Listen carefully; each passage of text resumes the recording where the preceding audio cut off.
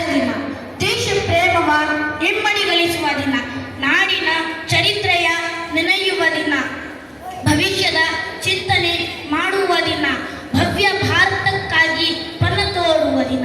ವೇದಿಕೆಯ ಮೇಲೆ ಆಸೀನರಾಗಿರುವ ಅಧ್ಯಕ್ಷರೇ, ಅತಿಥಿಗಳೇ ಹಾಗೂ ನನ್ನ ಪ್ರೀತಿಯ ಸಹಪಾಠಿಗಳೇ, ಎಲ್ಲರಿಗೂ 77ನೇ ರಾಜ್ಯೋತ್ಸವದ ಶುಭಾಶಯಗಳು.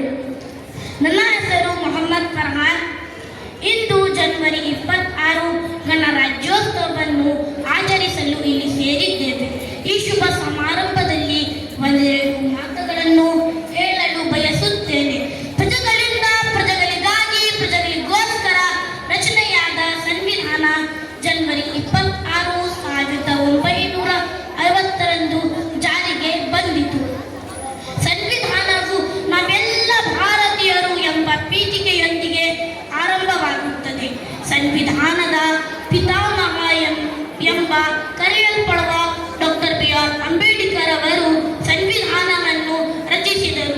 ಸಂವಿಧಾನ ರಚನೆಗೊಳ್ಳಲು 7 ವರ್ಷ 11 ತಿಂಗಳು 18 ದಿನ ಸಮಯವನ್ನು ತೆಗೆದುಕೊಂಡಿದೆ. ನಮ್ಮ ಸಂವಿಧಾನ ಜಗತ್ತಿನ ಅತಿ ದೊಡ್ಡ ಲಿಖಿತ ಸಂವಿಧಾನವಾಗಿದೆ. ಸಂವಿಧಾನದಲ್ಲಿ ಪ್ರತಿಯೊಬ್ಬ ಪ್ರಜೆಯು ಸ್ವತಂತ್ರವಾಗಿ ಬದುಕಲು ರಚಿಸಿದ 6 ಮೂಲಭೂತ ಹಕ್ಕುಗಳು, 11 ಮೂಲಭೂತ ಕರ್ತವ್ಯಗಳನ್ನು ಮತ್ತು ರಾಜ್ಯ ನಿರ್ದೇಶಕ ತತ್ವಗಳನ್ನು ಹೊಂದಿದೆ.